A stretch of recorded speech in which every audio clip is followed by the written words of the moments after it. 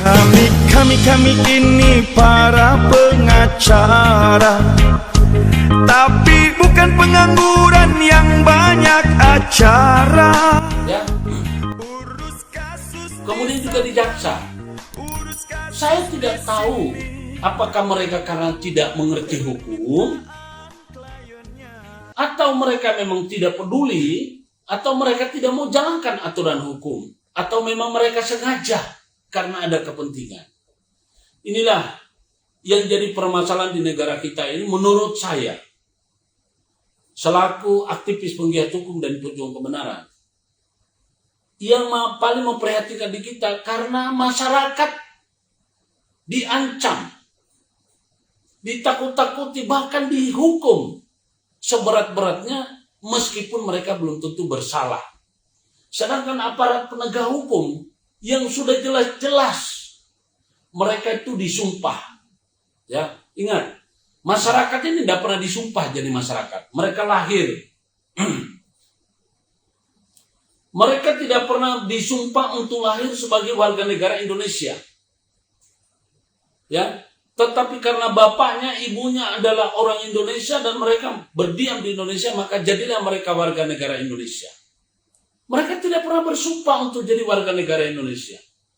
Ketika ada ketentuan undang-undang atau hukum di Indonesia dengan terpaksa atau dengan apapun, itu menjadi melekat pada diri mereka. Nah, yang jadi persoalan, mereka itu dicekoki dengan segala ancaman, paksaan untuk harus tunduk dan patuh kepada hukum Indonesia. Akan tetapi, para penegak hukum Indonesia yang menerapkan hukum itu sendiri, kalau mereka bersalah, sanksinya tidak ada. Maksudnya, mereka itu baru disanksi kalau mereka dianggap melakukan satu kejahatan, misalnya korupsi, mencopet, menipu, mencuri, atau melakukan menyalahgunakan narkoba, mereka juga dihukum. Tetapi yang saya maksud ini, mereka tidak pernah dihukum ketika mereka menjalankan tugas yang menyeleweng. Jadi misalnya gini, seorang penyidik memproses orang dengan kriminalisasi. Ya, sudah terbukti dia memang mengkriminalisasi orang. Kriminalisasi itu apa? Perbuatannya tidak benar, tapi dibenar-benarkan, dicari-carikan alat buktinya. Salah satu contoh seperti saya ini, ya, saya akan buka di mimbar ini. Pada saat saya dituduh, ya, menggunakan gelar akademi, itu polisi itu sulit begitu gampang mereka itu datangin universitas yang sempat saya tulis di medsos. Ya, mereka datangin ke sana. Apa hubungannya? Karena ijazah saya bisa jadi muncul dari semua perguruan tinggi. Ya, kenapa mereka hanya datang di satu perguruan tinggi saja yang kebetulan saya sebut? Kecuali kalau mereka punya alat bukti ijazah. Saya telah menerbitkan ijazah dari universitas tertentu, mereka harusnya datangin universitas itu untuk menguji apa benar ijazah saya ini dikeluarkan oleh universitas ini. Itu boleh. Artinya yang diduga itu telah menyalahi ketentuan. Tapi ini enggak. Ya, tidak ada ijazahnya yang palsu. Hanya karena keterangan saya di sosmed bahwa saya pernah kuliah di Unkris Dwi Payana, mereka datang ke sana. Ya, otomatis di universitas ini mengatakan bahwa yang nama Guntual itu tidak pernah lulus di sini. Memang iya. Lah, inilah yang kadang-kadang membuat kita jadi bingung. Apakah negara ini atau para pemangku jabatan ini tidak pernah berpikir memberikan jabatan kepada polisi untuk menjadi penyidik, padahal penyidik itu punya wewenang, punya diskresi untuk memeriksa, untuk melakukan upaya paksa. Ini ada wewenangnya. Nah, kalau ketika dia melakukan upaya paksa kemudian menyalahi dari ketentuan, apa sanksinya? Ini yang saya lihat bahwa di kepolisian, di kejaksaan, maupun di pengadilan tidak pernah ada namanya screening. Pemeriksaan, penelitian bahwa orang ini memang layak untuk duduk di sana. Orang guru aja ada istilahnya apa? Kompetensi. Padahal guru itu hanya mengajar. Tidak ada resiko, paling-paling cuma dua saja, bodoh atau pintar. Ya. Tetapi kalau polisi, dia punya diskresi melakukan upaya paksa, memeriksa orang, mengganggu ketenangan orang, merampas kemerdekaan orang. Misalnya orang harusnya hari ini beraktivitas untuk mencari nafkah, tapi karena ada panggilan dari polisi untuk dijadikan saksi, mereka diperiksa. Nah, ini yang tidak pernah dilakukan penelitian oleh Litbang dari kepolisian. Ya.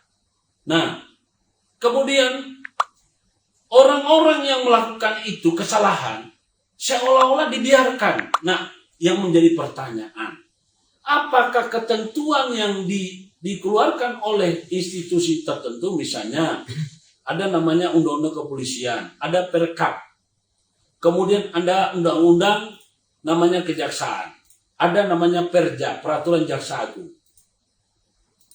Di sana itu sudah jelas ada batasan dan norma-norma larangan. Tetapi apa yang terjadi? Ketika mereka melanggar, tidak diapa-apain itu. Karena mereka dianggap sedang menjalankan tugas. Nah, kalau tugas yang mereka lakukan sesuai dengan SOP, silakan. Tapi kalau mereka salah, apa yang terjadi? Tidak pernah mereka mendapatkan hukuman yang berat. Paling cuma ditegur. Padahal masyarakat biasa itu sudah ditahan. Sudah dilakukan upaya paksa, sudah dirampas kemerdekaannya. Jadi sekali lagi, mudah-mudahan video ini bisa sampai kepada para anggota dewan yang terhormat yang belakang ini lagi getol melakukan lagi melakukan rapat-rapat kerja dengan kementerian. Mudah-mudahan ini bisa didengarkan. Ya, saya kemarin sempat mendengarkan